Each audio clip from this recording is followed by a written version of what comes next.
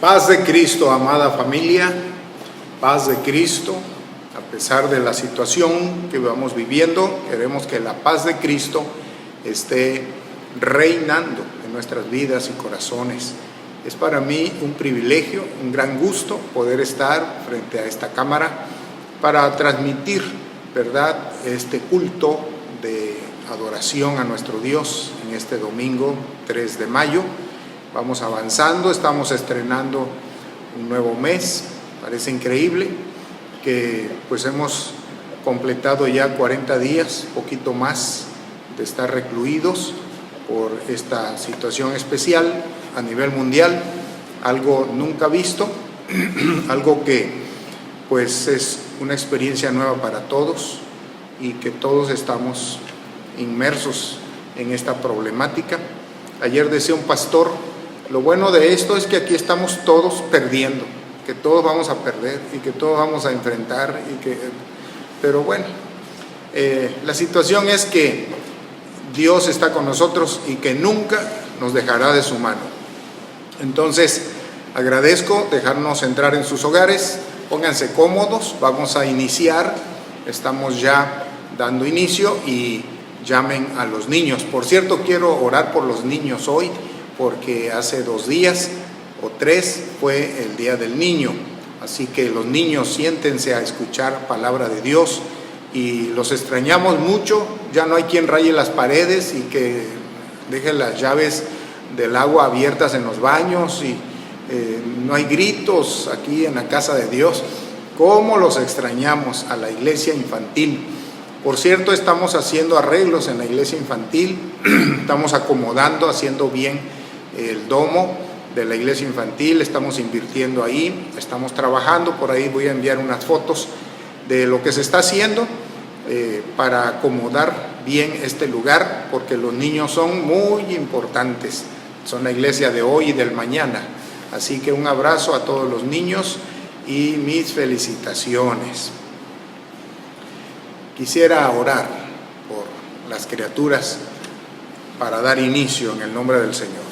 Amado Dios, en este momento estoy haciendo mención de los derechosos al reino de los cielos. Tú has dicho que de ellos es el reino de los cielos, de los herederos del reino, nuestros hijos, nuestras hijas, nuestros nietos y nietas.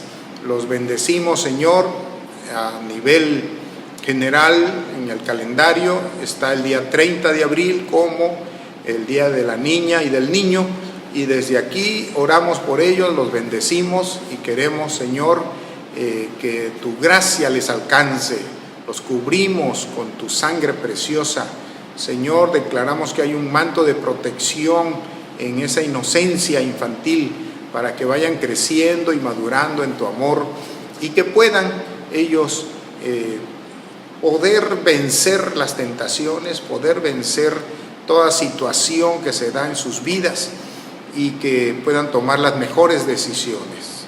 Que tu gracia, que el amor de Dios, que tu presencia, el temor de Dios, su fe se finque en los valores cristianos y puedan tomar las decisiones correctas y ser protegidos en tu amor, poderlos ver adorándote, sirviéndote, aunque avancen los años, aunque cambien las situaciones biológicas en su cuerpo natural, su fe vaya creciendo, agigantándose y puedan ser buenos cristianos, buenos ciudadanos, buenos estudiantes, excelentes adoradores de Jesucristo nuestro Señor. Bendecimos a los padres con la paciencia, con la sabiduría para encaminarlos, para corregirlos, para tenerles paciencia en sus momentos propios de la infancia. Dios bendiga a los niños y a las niñas de la Iglesia Vida Real y a todos los niños de México, a todos los niños de los cristianos y aún de los no cristianos. Que la gracia del Señor sea sobre cada uno. Amén. Amén. Bien, vamos a dar inicio en el nombre del Señor. Hoy tenemos un tema bastante interesante. A mí me ha llamado la atención, me ha costado bastante armarlo, porque Me he encontrado con muchas cosas que yo mismo estoy edificándome y aprendiendo, y lo vamos a compartir en el nombre del Señor. Bien, estamos en la serie Propósitos del Sufrimiento, y pues son varios mensajes con esta temática, y hoy vamos a ver la voluntad de Dios para sus escogidos. ¿Cuál es la voluntad de Dios para sus escogidos? No para cualquiera, para los escogidos. Y en la introducción quiero hablar sobre San Juan 14, del 1 al 13. Parece ser que esta lectura de San Juan capítulo 14, pues no la sabemos, es muy conocida. Habla de que Jesús le dijo a sus discípulos: yo quiero que ustedes estén donde yo estoy, por eso voy a ir a preparar lugar para vosotros, para que donde yo estoy, vosotros también estéis. Y parece ser que le damos más importancia a la primera parte: voy a preparar lugar para vosotros.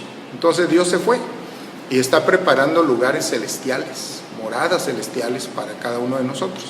A veces lo que no comprendemos muy bien o no lo queremos analizar a profundidad es de que también nos está preparando a nosotros, porque Él quiere que estemos ahí donde Él está.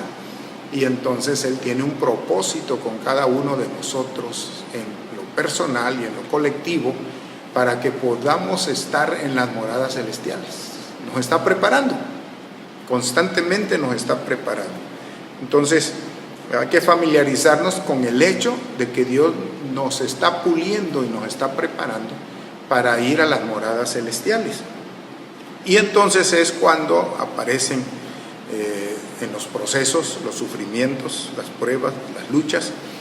Y el domingo pasado tomamos o mencionamos el caso de Job como un caso muy relevante, muy profundo, tiene muchísima enseñanza. Yo quisiera recomendarles que pudieran leer toda la historia de Job. Está muy interesante, a pesar de ser el libro más antiguo de la Biblia. Las cosas y las enseñanzas, las profundidades que tiene, es para sacar mucha riqueza ahí. Y nos dice que, repito la historia brevemente por los que no estuvieron el domingo pasado enlazados, y les diría yo que nos narra que era un hombre rico, con muchos bienes, 10 hijos, muchos siervos, animales por miles, un hombre muy rico, Job. Pero entonces, un día que Satanás iba entre los ángeles y entra la plática entre Dios y Satanás, porque Dios lo distingue y le dice: ¿qué andas haciendo? Y él dice: vengo de juzgar la tierra y de sojuzgarla y de andar por ella, y etcétera. Y entonces le está diciendo: ¿no has considerado a mi siervo Job? Un hombre justo, un hombre recto, temeroso. O sea, Dios estaba seguro quién era Job y se lo presentó al enemigo. El enemigo argumentó de que era por la riqueza. Job te sirve porque le has dado mucho, pero quítaselo y va a renegar. Y Dios lo autorizó, porque Dios tiene el control de todas las cosas. Él tiene el control del mundo y de toda situación, y de tu vida personal, y de la enfermedad que estás sufriendo, y de las angustias y pesares y temores. Dios las conoce, Dios no es ajeno a nada de eso. Entonces, cuando le autoriza Dios a Satanás, él viene y destruye. Decíamos que su agenda es hurtar, matar y destruir, y eso vino a hacer. Y como no logró nada, regresó, y entonces dijo: no, tócalo a él, toca su cuerpo, porque le quitaste los bienes, pero ahora toca su cuerpo y vas a ver. Y bueno, Dios lo permite, conociendo a Job. El diablo viene y lo enferma con una sarna maligna desde la cabeza hasta la planta de los pies, y ahí está en sufrimiento este hombre. Pero dice la Escritura que llegó el momento en que la esposa ya no aguantó, ya cuando hubo escasez, cuando había sufrimiento, cuando ya no hubo siervos y bienes, alegrías, dinero, fiestas.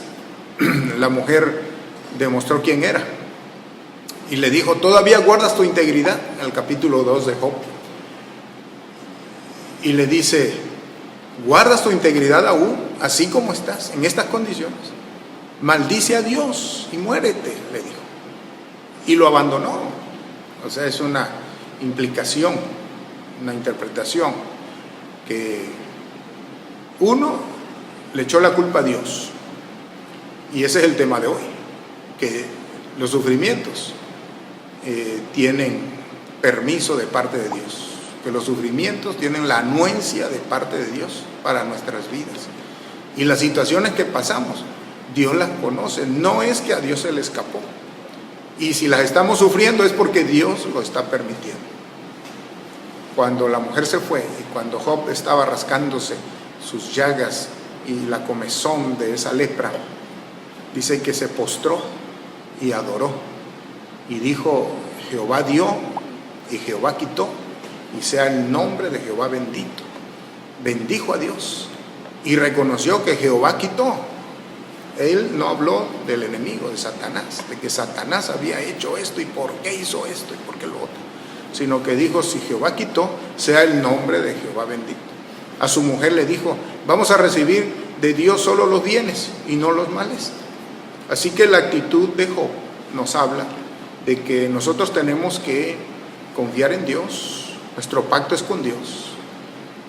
En una ocasión que me decían que cuando estábamos trabajando, que el diablo estaba haciendo de las suyas y que nos contrarrestaba y nos frenaba y no nos dejaba avanzar en los encuentros y en actividades que se estaban haciendo, recuerdo que yo les dije: bueno, Satanás tiene que hacer su trabajo, pero yo tengo que hacer el mío. Yo tengo que estar enfocado en lo que Dios me mandó a hacer, tengo que estar enfocados en los quehaceres del reino, y pues cada quien va a hacer lo suyo. Uno pone un centro de rehabilitación, por ejemplo, para restaurar a las personas que han caído en drogas y en vicios, y no hay, la contraparte está alimentando con la droga, la contraparte está haciendo su trabajo también, procurando que el negocio avance y camine, y está contaminando a mucha gente, y uno está haciendo el suyo, de restaurarlos y de llevarlos a Dios. Cada quien hace su trabajo, y este es el caso de Job. Job no se puso a discutir con Satanás, más bien Satanás hablaba con papá Dios, pero Dios era el que permitía. Por eso Job está refiriéndose a que Jehová dio y que Jehová quitó. Cuando pasó todo, Dios le dijo: te has puesto a pensar cómo es mi hijo Job, que venció la prueba, que salió hacia adelante. Es increíble que el sufrimiento que Job estaba recibiendo estaba destinado para un hombre que era recto, un hombre irreprochable, según las palabras del mismo Jesús. Es hombre recto, irreprensible, irreprochable. Y la verdad es que Dios nunca dijo: no, yo no fui el que mandó esto. Dios nunca corrigió en última instancia la causa del sufrimiento de Job, porque al permitirlo también va implícito que Dios lo está permitiendo, Dios lo está mandando, y que nosotros no tenemos por qué mortificarnos en cuanto a los sufrimientos. Es plan de Dios. Lo siento mucho porque lo está sufriendo, lo estamos sufriendo, porque lo estamos viviendo.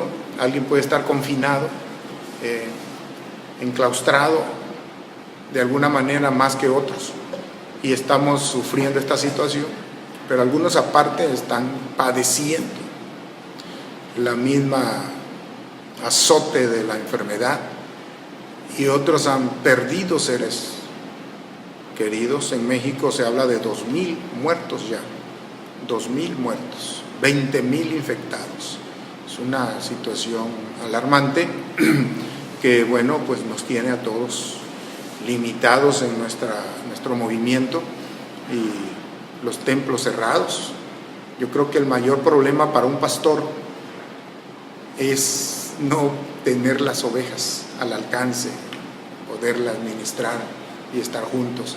Al menos yo valoro más ahora el punto de vernos y regocijarnos en cada celebración, y les extraño, y quisiera que ya estuviésemos juntos otra vez adorando a Dios, porque más que la cuestión económica o los proyectos del reino, ¿verdad?, que a veces nos acaloran, es la convivencia, es que la familia esté otra vez unida y estemos juntos. Pero todo esto lo permite Dios, viene de Dios. Así que Dios permite el sufrimiento porque somos sus hijos. Esto nos lo dice el libro de Hebreos. Nos explica los tratos que Dios tiene a través del sufrimiento. Y lo permite porque somos sus hijos y por lo tanto nos ama. Su motivación, la motivación de Dios no es la ira, no es el odio, no es la venganza. Curiosamente es el amor. Hay que entender este punto de que Dios permite el sufrimiento porque nos ama. No es fácil cuando no lo comprendemos.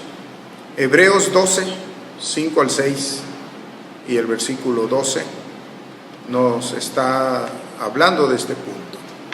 Bien, Hebreos 12, 5 y 6 y al último el versículo 11. Dice: y habéis ya olvidado la exhortación que como a hijos se os dirige, diciendo: hijo mío, no menospreciéis la disciplina del Señor, ni desmayéis cuando eres reprendido por Él, porque el Señor al que ama, todo depende del amor, al que ama disciplina y azota a todo el que recibe por hijo. Entonces, alguien puede preguntarse, ¿cómo puede considerarse amor el sufrimiento, la prueba? Y el versículo 11 nos está diciendo: en verdad ninguna disciplina al presente parece ser causa de gozo, sino de tristeza, pero después da fruto apacible de justicia a los que en ella han sido ejercitados. Nos está diciendo aquí que todo es un asunto de amor. Dios nos ama, el sufrimiento viene porque Dios nos ama. No nos puede dejar como estamos. Si nos dejara como somos y como estamos, no demostraría su amor y preocupación por nosotros. Como nos ama, nos corrige. Y el corregir no es permitir ciertas situaciones a veces muy dolorosas en nuestras vidas. Por ejemplo, si tú eres un instrumento escogido, prepárate, porque al ser escogido va a haber un proceso especial para tu vida. Hechos, capítulo 9, en el versículo 15, dice que Ananías fue enviado para orar por Saulo. Saulo estaba orando, tenía 3 días de ayuno, y Dios le dijo a Ananías: ve y ora por él, porque él ha visto en visiones que llega un hombre y ora por él y recibe la vista. Pero Ananías dijo: no, si yo lo conozco, es muy famoso, es un hombre sanguinario, cruel, que persigue a los cristianos y ha sido muy famoso por su violencia.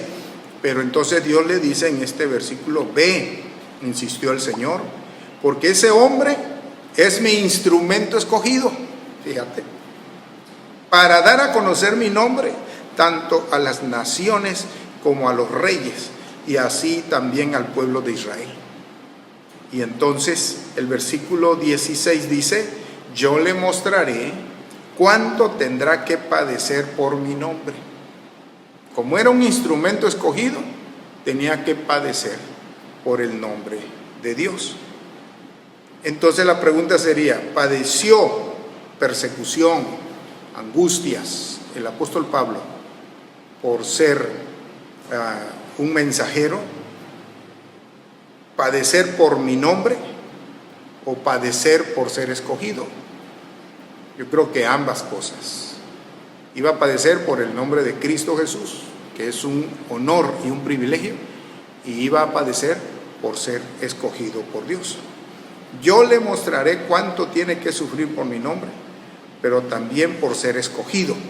Regocíjate entonces ahí donde estás, quizás en el lecho del dolor, en la enfermedad, ahí en tu situación de angustia, de aflicción, porque estás padeciendo, y no te sientas culpable. Lo más seguro es que eres un instrumento escogido, y como instrumento escogido tienes que pasar por este proceso. Es inevitable, porque Dios nos ama. Y no solamente el apóstol Pablo. En Filipenses 1:29 dice: Dios les ha dado a ustedes, todos, el privilegio de confiar en Cristo y también de sufrir por Él. Veamos el sufrimiento desde otra perspectiva. Y no digamos ¿por qué?, sino ¿para qué, Dios? ¿Qué quieres que yo aprenda? ¿Qué quieres que yo reconozca, madure, que yo pueda superar? ¿Qué limitación debo de superar? Entonces, no solamente el apóstol Pablo, sino todos estamos expuestos a esto porque somos instrumentos escogidos. Aunque algunos opinan que quizás sea la fe, el problema es tu falta de fe. Y dice alguien: si tuvieras suficiente fe, no estarías en esta situación. Con Job decían: quizás has pecado, por eso estás en esta situación. Y eran los amigos de Job. ¿Qué amigos? Pero no es a veces ni el pecado ni la falta de fe, es un propósito divino por ser escogido. Y entonces algunos dicen, ya ven que en Mateo 9:22 el maestro dijo: ánimo, hija, tu fe te ha sanado. Y la mujer quedó sana desde aquel momento. Y se toma esta referencia como para decir que alguien está pasando por una aflicción por su falta de fe. Pero la verdad es que tenemos que ver que la fe tiene efectos positivos y efectos negativos. Voy a leer toda esta porción de Hebreos 11, que lo leímos la semana pasada, y ahora nuevamente lo tomamos. Dice Hebreos 11 del 35 al 40. Hubo mujeres que por la resurrección recobraron a sus muertos. Otros, en cambio, fueron muertos a golpes, pues para alcanzar una mejor resurrección no aceptaron que los pusieran en libertad. Otros sufrieron a prueba de burlas y azotes, e incluso cadenas y cárceles. Fueron apedreados, aserrados por la mitad, asesinados a filo de espada. Anduvieron fugitivos de aquí para allá, cubiertos de pieles de ovejas y de cabra, pasando necesidades, afligidos, maltratados. El mundo no merecía gente así. Anduvieron sin rumbo por desiertos y montañas, por cuevas y cavernas.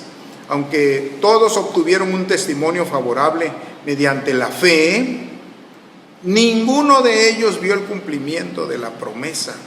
Y esto sucedió para que ellos no llegaran a la meta sin nosotros. Aquí hay un propósito de Dios, pues Dios nos había preparado algo mejor. Así que si vemos los aspectos positivos de la fe, dice que algunos recibieron sanidades, resurrecciones y grandes victorias. Por ejemplo, Sara, la esposa, la mujer de Abraham, recibió poder para concebir a una edad demasiado avanzada. Versículo 11. Otro aspecto positivo dice que algunas mujeres recibieron de vuelta a sus muertos por medio de la resurrección. Hubo resurrección del esposo, del ser querido, y los recibieron. Esto lo hizo la fe, lo provocó la fe. Son aspectos positivos. Algunos lograron grandes victorias, ¿verdad? Dice la Biblia que cerraron bocas de leones, que hicieron grandes situaciones por medio de la fe. Son cosas que la fe produce en el aspecto positivo.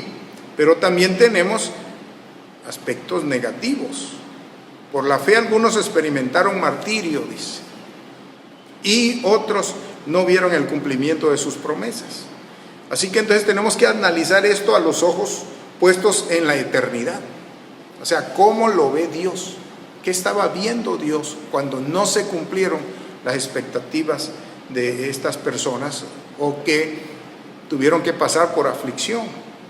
¿Cómo se entiende esto que por la fe algunos fueron burlados y que por la fe fueron azotados, encarcelados, torturados, apedreados, incluso algunos muertos? ¿Por la fe? Pues sí. También dice que ninguno de ellos alcanzó a ver el cumplimiento de la promesa que Dios había planeado, porque Dios había planeado algo mejor para ellos, que serían perfeccionados. Así que la aflicción trae perfección. Y cuando hablamos de perfección, quiere decir que Dios va a estar trabajando en nuestro carácter santo. La aflicción trae un perfeccionamiento de nuestro carácter, un carácter santo, carácter conforme al propósito de Dios. Hay un profundo malentendido en muchos acerca de lo que es la fe. Muchos creen que hay que aplicar la palabra de Dios y que hay que recurrir a la fe, pero para escapar del sufrimiento. Y que si alguien está sufriendo es que no tiene la suficiente fe. Pero vamos a ver el ejemplo del apóstol Pablo. La Biblia nos habla en el libro de Hechos que Pablo estaba siendo transportado por medio de un barco rumbo a Roma, y que en este viaje fueron sorprendidos por un huracán. Se vino un ciclón muy violento, muy fuerte, que ya ellos habían perdido toda esperanza de salir con vida, de sobrevivir. Ya habían tirado todo el cargamento al mar para alivianar la carga de la embarcación, pero no había esperanzas. Cuando la persona está en esta situación, pues es un movimiento constante, que no para, y la embarcación se mece, se mueve, sube, baja, que ocasiona en la persona asco, se quita el apetito. La persona no duerme suficiente, se pone amarilla, y es un martirio, algo extremadamente fuerte. Muchos perecen. Pero una mañana se levanta Pablo con un ánimo diferente y los animó a todos y les dijo, según Hechos 27:23, y les dijo: anoche se me apareció un ángel del Dios a quien pertenezco. Sería bueno saber a quién pertenecemos. Dice: anoche se me apareció un ángel del Dios a quien sirvo. Sería bueno entender bien a quién es que servimos.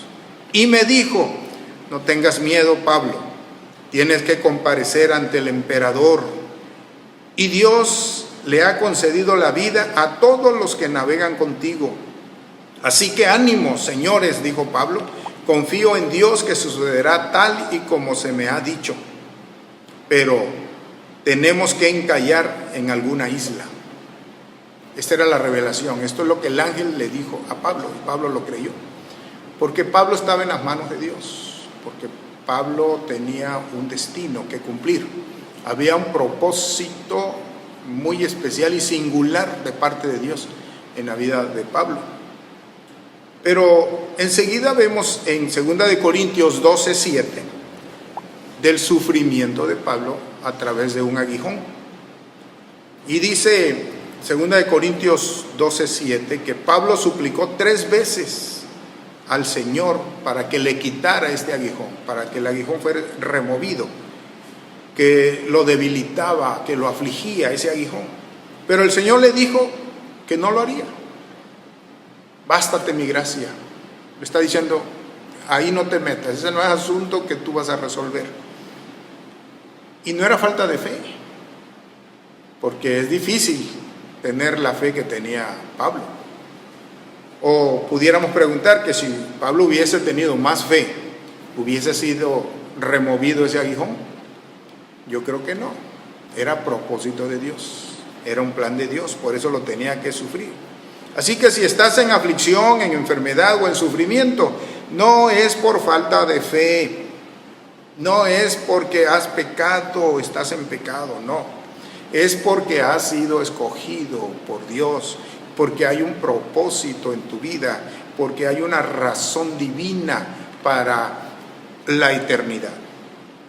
Primera de Corintios 9, 27 dice que nos da la razón por qué el aguijón no era quitado, y dice que era para evitar que Pablo se volviera orgulloso, porque Pablo había recibido increíbles revelaciones que no se le permitieron a ningún otro. Solo Pablo, como instrumento escogido, tuvo revelaciones muy singulares, y si Pablo se hubiese vuelto orgulloso habría perdido su recompensa. Entonces Dios lo amaba, y Dios a través del aguijón lo mantenía en equilibrio y lo hacía crecer en su madurez. Ahí está el malentendido de la fe. Así que muchos piensan que la fe surge de creer algo que queremos. Es que yo quiero ser libre, es que yo quiero salir de este problema, de esta solución. Pero no es así. La fe bíblica es confiar y creer algo que Dios quiere, lo que Dios ha diseñado para nuestras vidas. Y siempre lo que Dios quiere es para nuestro bien, aunque no parezca en el momento, dice. La disciplina no parece causa de gozo, sino de tristeza. Pero hoy estamos entendiendo que hay un propósito divino si somos escogidos, y que todo problema es por causa del amor. Romanos 8:28 dice: y sabemos que los que aman a Dios, todas las cosas les ayudan a bien. Esto es, a los que conforme a su propósito, hay un propósito, son llamados. Así que nuevamente Dios está interesado en nuestra eternidad más que en nuestro momento presente. ¿Qué está pasando hoy? Hoy mismo, ¿qué está sucediendo? ¿Cuál es tu realidad? Puede ser que creas que ya se llegaron tus días, que ya no hay un futuro prometedor, la esperanza se está perdiendo, pero Dios tiene otros planes. Dios ha visto en ti capacidades, Dios te ha escogido, Dios te ama, y Él está más interesado en el punto de la eternidad, en llevarte a cierto nivel para que demos un perfil, un varón perfecto a la estatura de la plenitud de Cristo, más que en el dolor y en el aguijón presente. Pablo se llevó su aguijón hasta la muerte, nunca fue removido, pero ese señorón de Pablo, que ahora es San Pablo y que nos inspira con tantas revelaciones que escribió, fue necesario que tuviera su aguijón. Así que veamos la aflicción y los problemas desde otro punto de vista y regocijémonos. Incluso dice la Escritura que tenemos que gozarnos. No se me hace muy convincente, parece que no los convencí, pero que hay que regocijarnos en las luchas y en las pruebas, porque siempre vamos a estar ganando. Todas las cosas nos ayudan a bien. Así que vamos a ver las aflicciones desde otro enfoque, con otros lentes. Las aflicciones son buenas, dolorosas, pero buenas. Dice la palabra: dichosos serán ustedes cuando por mi causa la gente los insulte, los persiga y levante contra ustedes toda clase de calumnias. Versículo 12 de Mateo 5. Alégrense y llénense de júbilo, porque les espera una grande recompensa en el cielo. Así también persiguieron a los profetas que los precedieron a ustedes. Entonces nos está hablando de que somos dichosos cuando pasamos por esta situación y esta aflicción. Es plan de Dios, Dios lo ha permitido, Dios lo ha enviado. No le eches la culpa a nadie más. Nuestro trato es directo con Dios. Nuestro pacto de servicio es con Dios. El compromiso lo hicimos con Dios. Y si Él está permitiendo cualquier situación, porque algunas son graves, tenemos personas que han operado últimamente aquí en nuestra iglesia y que están convaleciendo, y que algunas están saliendo ya de las crisis, pero otros están desahuciados médicamente. Entonces todo esto nos lleva a platicar sobre los sufrimientos y los ayes. Pero al final dice aquí, versículo 12, alégrense y llénense de júbilo, porque les espera una gran recompensa. O sea, les estoy preparando, les estoy capacitando. El domingo pasado hablábamos de las águilas, cómo la mamá águila capacita a sus polluelos, a sus aguiluchos, y los lleva a volar, a lograr alturas. El Salmo 119, 71 dice: me hizo bien haber sido afligido, porque así llegué a conocer tus secretos. Siempre va a haber un crecimiento. Romanos 5:3, y no solo esto, sino también en nuestros sufrimientos, porque sabemos que el sufrimiento produce perseverancia, y la perseverancia entereza de carácter, y la entereza de carácter esperanza.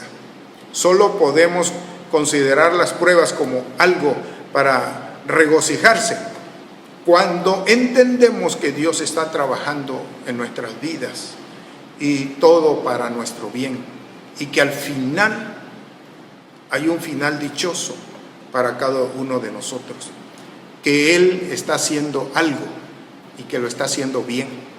Así que la gloria a Dios. Pidamos fortaleza, pidamos sabiduría, que no salga una palabra de reproche, de reclamo de nosotros, sino pedirle a Dios: tú eres mi amparo y tú eres mi fortaleza y tú eres mi pronto auxilio en toda tribulación. Por tanto, no temeré, no temeré. Aunque un ejército acampe contra mí, no temerá mi corazón. Aunque contra mí se levante guerra, yo estaré confiado. Jehová es mi pastor y nada me faltará. Que nuestra fe sea para seguir confiando en sus promesas. Que Dios nos ayude, que Dios nos bendiga y que salgamos muy fortalecidos de estas situaciones, de las mismas enfermedades que se han ido dando, de este alejamiento, de este retiro social que ha habido, y que pronto nos volvamos a ver con la ayuda del Señor. Ya el próximo domingo, con la ayuda de Dios, vamos a estar ministrando con el Ministerio de Alabanza, y vamos a empezar ya a algo que me dijo Dios en la oración de las 3, la hora de novena. No deje de estar orando, la hora novena, a las 3 de la tarde. Es que pronto vamos a hacer una marcha, vamos a salir a marchar y a declarar que Jesucristo es el Señor, que Jesucristo sigue siendo el Rey de Reyes, que Él es nuestra esperanza y nuestro refugio, y que vamos a seguir sirviéndole, adorándole ahora con más calidad, con más excelencia. Así que vamos a hacerlo, iglesia, en el nombre del Señor. Yo te pido que nos pongamos en posición de orar y podamos pedirle a Dios de su gracia y dirección. Amado Dios, gracias, Señor, por poder reflexionar en tu palabra y poder ver las pruebas, las luchas y las aflicciones desde otro enfoque, y entender que tú nos estás preparando para llevarnos a esas moradas celestiales. Estás preparando a tu iglesia, la estás puliendo, le estás enseñando la paciencia, la madurez, el equilibrio, y que todas las cosas nos ayudan a bien, que vamos a salir fortalecidos, mejores ciudadanos, pero sobre todo mejores adoradores, gente que ama. Señor, te pido de tu paz en cada hogar, que podamos obrar con sabiduría, que el estrés no nos gane, que podamos estar, Señor, en armonía, los padres, los hijos, los matrimonios, la familia en general, que la paz de Cristo esté gobernando en cada hogar, y que ya falta poco podamos, Señor, tener la paciencia, aprender a soportar la situación, poder crecer en la oración, en la lectura de la palabra, en la capacitación de algunas artes, aprender a hacer postres, aprender a hacer helados, a cocinar, a leer, aprender a memorizar, aprovechar el tiempo. Te pedimos, Señor, que pronto termine esta situación de crisis y que pronto se abran los centros de trabajo y que esta pandemia ya vaya declinando y que podamos abrir nuestros templos muy pronto con ayuda del Señor, y que podamos otra vez la familia reunirse para adorar y alabar tu nombre. Sigue supliendo las necesidades económicas, Señor, financieras de cada hogar. Que podamos, Señor, mantenernos en solidaridad, consumiendo los productos propios de la iglesia, de la familia, y que podamos, Dios, cuidarnos y protegernos en el distanciamiento social para poder estar teniendo las precauciones requeridas. Tú eres, Señor, la respuesta y la solución. En ti seguimos esperando y confiando. No nos movemos de tu amor. Seguimos firmes en adorarte y en servirte y en aprender todo lo que tú nos quieras enseñar a través de esta situación. Gracias, Señor, por el privilegio de estar compartiendo tu palabra con tus hijos. A ti la gloria y la honra para siempre. Amén.